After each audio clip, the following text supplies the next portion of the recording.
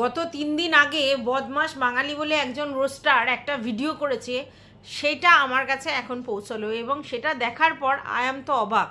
মানে ভাবতেই পারছি না এই সব ছেলেমেয়েরা কি, মানে এদের এত সাহস কে দেয় সত্যি বুঝতে পারছি না। হ্যাঁ, তোমরা ঠিকই ধরেছো, আমি প্রীতি আর রনের কথা বলছি, যেখানে তোমরা ভালো করেই জানো যে রন আর প্রীতির সম্পর্ক ভেঙে গেছে এবং তারা একত্রে লিভ ইন করতো না, তারা অ্যাকচুয়ালি কিন্তু হাজব্যান্ড ওয়াইফ, কারণ তাদের লিগালি ম্যারেজ হয়েছিল, তারা কিন্তু রেজিস্ট্রি ম্যারেজ করেছিল, কিন্তু তাদের সোশ্যাল ম্যারেজ হয়নি। এবং সোশ্যাল ম্যারেজ না হওয়ার পিছনে কিন্তু আমাদের প্রীতি অনেকবারই বলেছে যে যেহেতু তার বাবা বাইরে থাকতেন, তাই সে না এসে মানে সম্প্রদান না করলে সে বিয়ে করবে না, সেই জন্যই সেটা হয়নি। এবং অনেকবার মানে সোশ্যাল ম্যারেজের জন্য নানা রকম মানে কি দিনক্ষণ ঠিক হওয়ার পরেও সোশ্যাল ম্যারেজ হয়ে ওঠেনি। তো যাই হোক, ভগবান যা করে মঙ্গলেরই জন্যে হয়তো এই দিনটা দেখার ছিল, আর সেই জন্যই সোশ্যাল ম্যারেজটা আর হয়নি। তো তোমরা সবাই জানো যে প্রীতি আর রন একত্রিত থাকতো এবং রনও স্বীকার করেছে এটা, যে প্রীতি আর রন যে একত্রিত থাকতো সেটা অবশ্যই কন্টেন্টের জন্য। অ্যাকচুয়ালি দুজনে মিলে ভিডিও করলে ভিউয়ার্সরা সেটা পছন্দ করছিল, এই জন্যই তারা সিদ্ধান্ত নেয় যেহেতু তাদের রেজিস্ট্রি ম্যারেজ হয়ে গেছে, মানে তারা হাজব্যান্ড ওয়াইফ, তাহলে তারা একত্রিত থাকতে পারে। এবং তারা কিন্তু একত্রিত থাকতে শুরু করে এবং সত্যি প্রচুর প্রচুর ভিউজ তারা গেন করে, তাদের ভিডিও লোকে দেখতে ভালোবাসতো। রনকেও লোকে অ্যাকসেপ্ট করেছিল খুব ভালোভাবে এবং প্রীতিকেও। কিন্তু অনেকেই জানো যে রন বলে ছেলেটি অ্যাকচুয়ালি সব ধরনের নেশা তার ছিল, সে অ্যাডিক্টেড এবং প্রচণ্ড উগ্র মেন্টালিটির এবং মারপিট জনিত কারণ ও রয়েছে, এবং সে সেটা নিজেও স্বীকার করে যে এখন আমি গায়ে হাত তুলি না, কিন্তু আগে কিন্তু তার মানে ও এইসবগুলো করতো, ঠিক আছে। এবং তোমরা এটাও জানো যে প্রীতিকেই কিন্তু রন প্রপোজ করে এবং সবথেকে বড় কথা প্রীতিকে প্রথমে একটা ফোন দেয়। এবার এখান থেকে কিন্তু একটা কাহানিমের টুইস্ট, এই যে প্রীতিকে তখন ফোনটা দেয় কেন?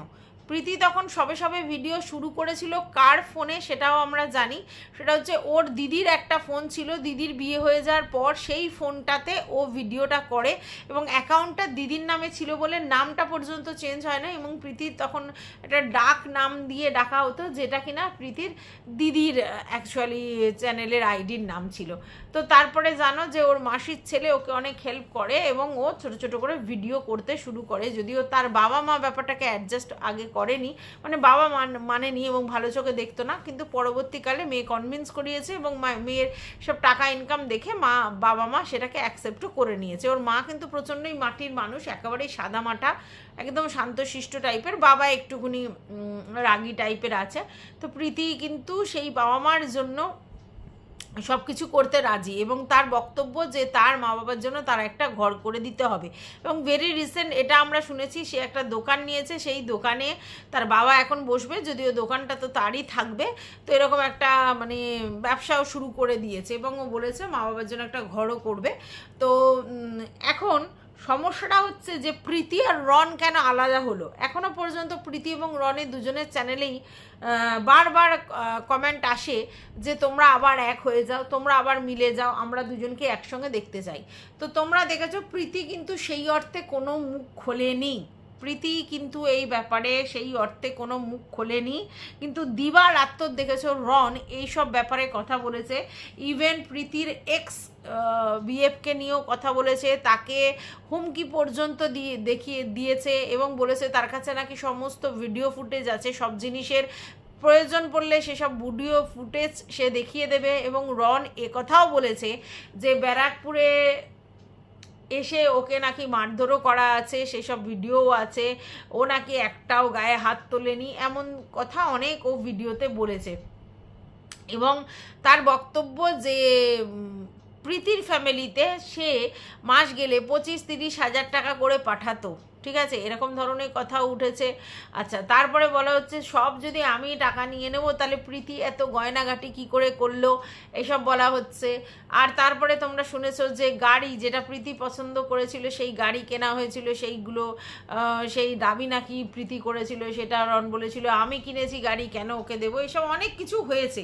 এবং সত্যি কথা বলতে প্রীতির তরফ থেকে কোনো কিছু রিয়াকশান আসেনি, দু একটা কমিউনিটি পোস্ট ছাড়া, কিন্তু দিনের পর দিন রন কিন্তু 2-4 বার সেটা নিয়ে ভিডিও করে এবং বলে যে এখন থেকে আর রন না, এখন থেকে বাপুন।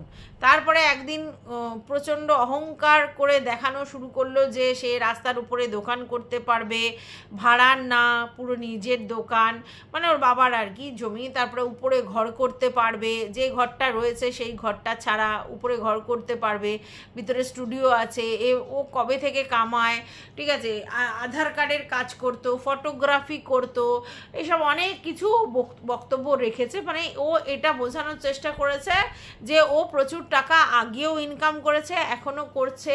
এখন তো আবার তোমার হচ্ছে পাহাড়ে একটা ওর নিয়েছে, বাংলো টাইপের, সেগুলো ভাড়া ফাড়া দেয়, হ্যাঁ, রেস্ট রুম টাইপের, সেটা ভাড়া ফাড়া দেয়, এইসব হচ্ছে। তো এখন ও পাহাড়েই চলে গেছে, তো সব ধরনের ইনকাম কিন্তু ও করেছে। দিনের পর দিন আমাদের রন নানা রকম ভিডিও করে গেছে এই রকম ব্যাপারে, মানে ও আর ওর যে প্রীতি আলাদা হলো এবং তারপর থেকে নানা রকম লোকের কাছে নানা রকম কথা তথ্য আদান প্রদান হচ্ছিল। তো সেই জায়গায় রন কিন্তু সেই ব্যাপার নিয়ে ভিডিও করেছে, কিন্তু প্রীতি একবারও এসব নিয়ে ভিডিও করেনি এবং ও ওর মতো করে এগিয়ে গেছে। ও নাচ শিখছে, ও জিমে যাচ্ছে, ও তারপরে হচ্ছে বং মিডিয়া উজ্জ্বলের সঙ্গে কাজ করার চেষ্টা করছে, ও নিজেকে আপ টু ডেট করার প্রচুর চেষ্টা করছে। তো আজকের যে ভিডিওটা দেখলাম ওই বদমাশ বাঙালির, যে সেখানে সে বলল, আমি আশ্চর্য হয়ে গেলাম যে মানে রনের এত বড় সাহস, ও প্রীতির গালে 4 আঙুলের দাগ বসিয়ে দিয়েছে। ভাবতে পারছো, 4 আঙুলের দাগ বসিয়ে দিয়েছে, এমন মেরেছে। মানে আমি বুঝে পাই না, তুমি হাজব্যান্ড হও আর বয়ফ্রেন্ড হও, তোমাকে এত বড় রাইটস কে দেয় যে তুমি কারোর গায়ে হাত তুলবে? এই জিনিসটা তো ঠিক নয়। আমি মানছি প্রীতি প্রচুর ভুল করেছে, প্রচুর অন্যায় করেছে, প্রচুর সমস্ত কিছু করেছে, তারপরেও কি প্রীতির গায়ে রন হাত তুলতে পারে? এই যে রন, একে কিন্তু সত্যি কথা দেখলেই বোঝা যায় যে একটু উগ্র মানসিকতার, এবং এরা অ্যাকচুয়ালি পুরো ফ্যামিলিটাই খুব একটা ভালো নয়।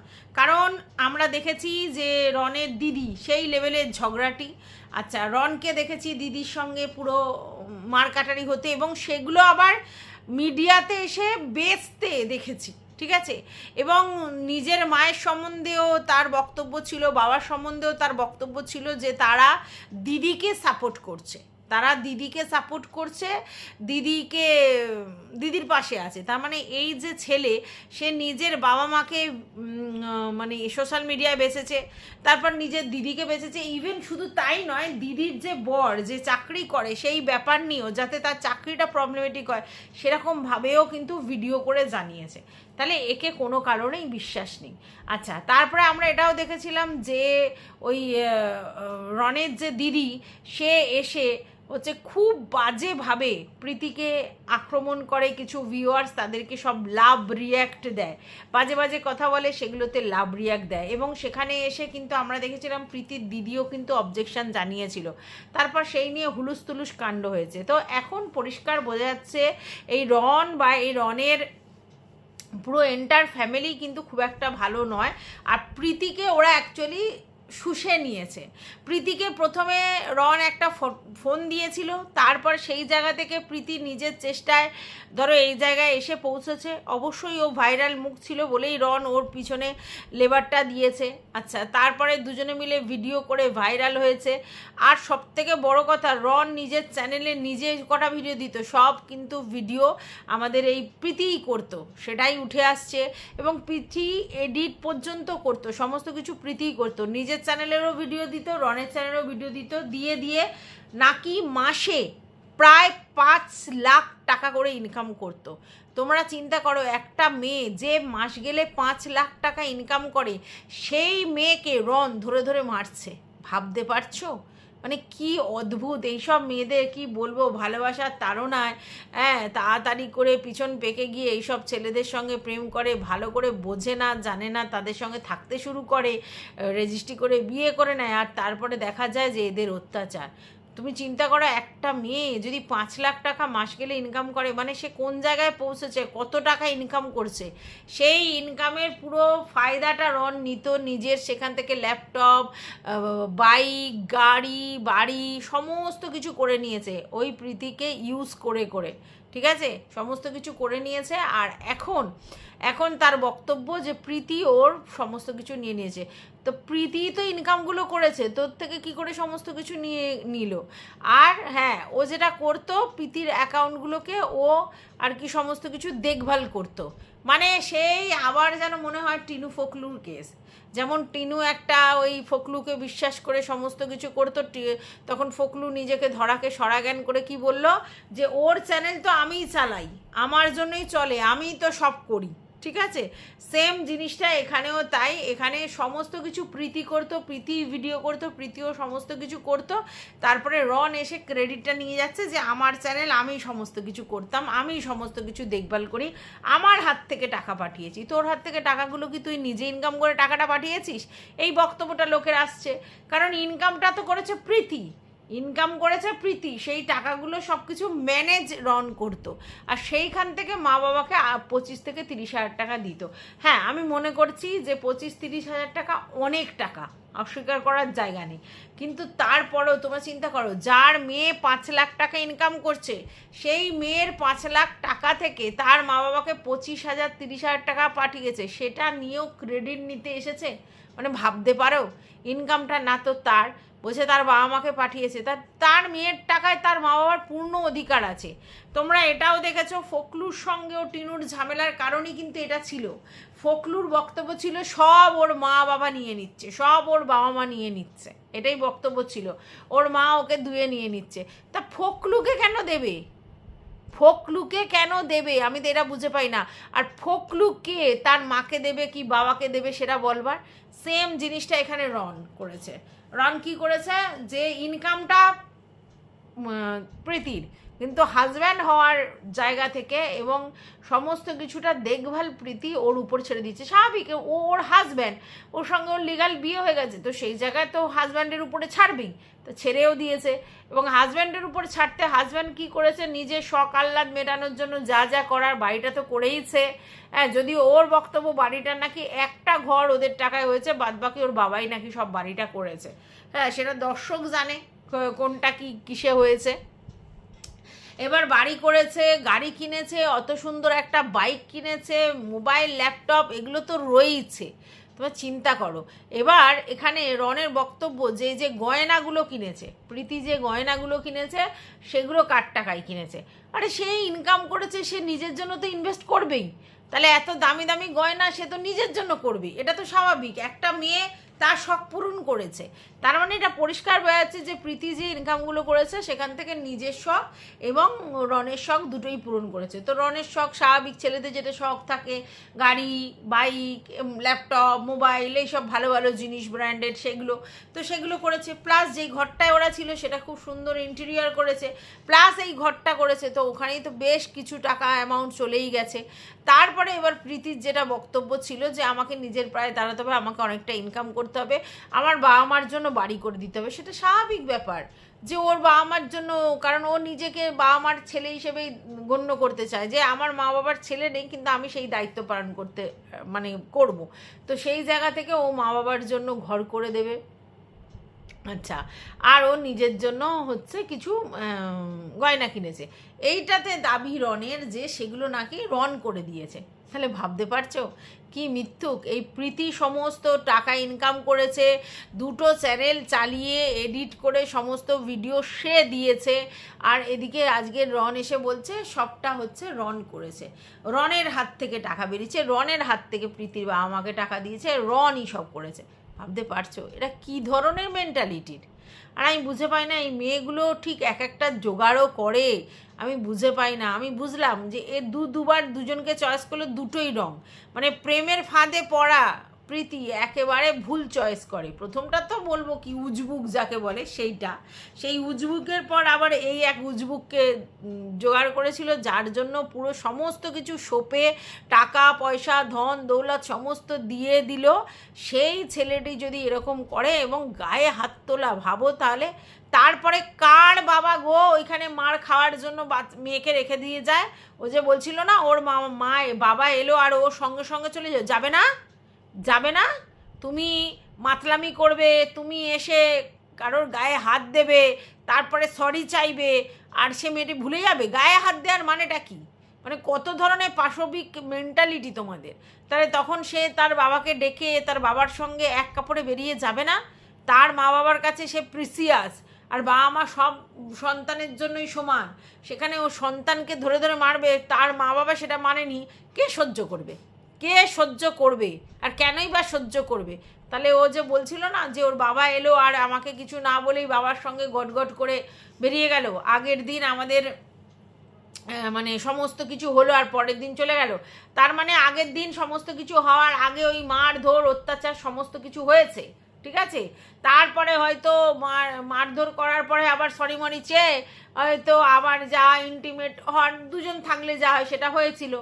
তারপরে হয়তো ওটা তো ভুলতে পারার জিনিস নয়, প্রীতি হয়তো ভুলতে পারেনি, তাই জন্য প্রীতি পরের দিন সকালবেলায় বাবাকে ফোন করে সেখানে চলে গেছে।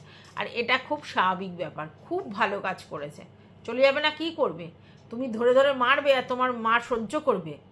অনেক সহ্য করেছে প্রীতি, সত্যি কথা। মানে এখন তো মনে হচ্ছে যে প্রীতি অনেক সহ্য করেছে। এরকম একটি অসভ্য ছেলে যার সমস্ত রকম নেশা ভান সব রকম আছে, আর তারপরে এরকম। যাই হোক, অনেকে আবার পরকীয়ার সঙ্গে ওকে যুক্ত করেছে, যদিও যে ছেলেটি ভিডিও করেছে সে বলছে আমি তো কোনো জায়গা থেকে বলিনি যে পরকীয়া করেছে কনফার্ম, আবার এটাও বলিনি যে পরকীয়া করেনি কনফার্ম। তাহলে সেটা আমি কোনো প্রমাণ দিইনি, তারপরেই ও কিছু কথা বললো, তাতে পরিষ্কার বোঝা গেল যে ও অন্য অন্য জায়গায় আসক্ত। দেখো এখানে আর কেউ আর মানে কি বলবো, ধোয়া তুলসী পাতা নয়। রিলেশন ব্রেক হয়েছে, যে ও ওর মতো করে রয়েছে, ওর মতো করে রয়েছে, আর ও ধোয়া তুলসী পাতার মতো সব কিছু করে রয়েছে, সেটা কখনো সম্ভব নয়। অর্থাৎ ও যেরকম গুল খেলানো সেরকম গুল খিলিয়ে যাচ্ছে। আর ও তো জানে কোথায় ইমোশনে জড়িত হওয়া যায়, কোথায় এমনি জড়িত হওয়া যায়, কোনটা 700 টাকার বিনিময়, হ্যাঁ, তো ও তো সব জানে। তাহলে আর বলার কি আছে? তো বললাম না, এসব ছেলেদেরকে কি বলা উচিত আমি বুঝে পাই না।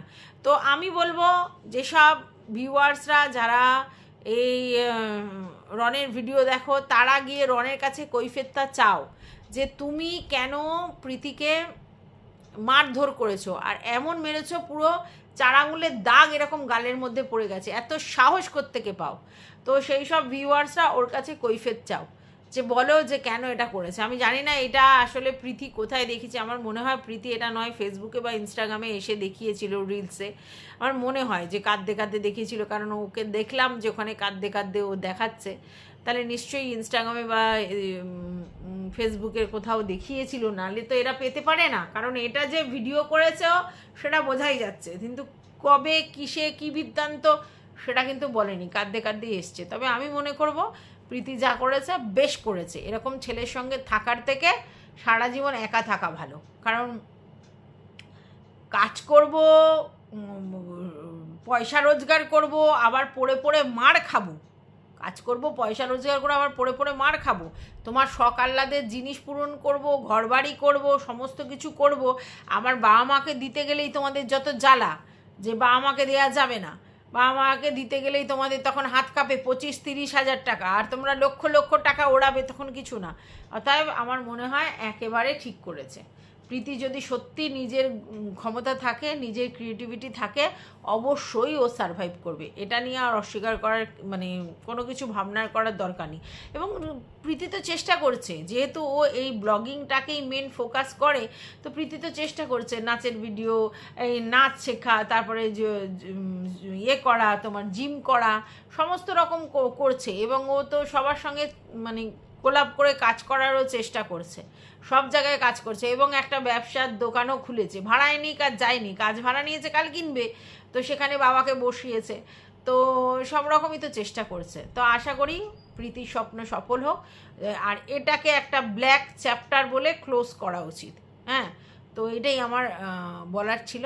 আর তোমাদের সবাইকে বলবো যে যাদের সঙ্গে এরকম ঘটনা ঘটছে, বা যদি দেখো পার্টনার এরকম করছে, সেখান থেকে একবারও না ভাবনা চিন্তা করে বেরিয়ে আসবে, কারণ যেই ছেলেটি একবার গায়ে হাত দেয় সেটা তার অভ্যেসে পরিণত হয়ে যায়। আর সে আর যাই হোক কাউকে ভালোবাসতে পারে না, ভালোবাসলে কেউ গায়ে এরকমভাবে হাত দিতে পারে না। এটা আমার ব্যক্তিগত চিন্তাভাবনা। তো এইটুকুই বলে এই ভিডিওটা শেষ করছি। তোমাদের যদি কিছু বক্তব্য থাকে অবশ্যই কমেন্ট বক্সে জানাবে। টাটা।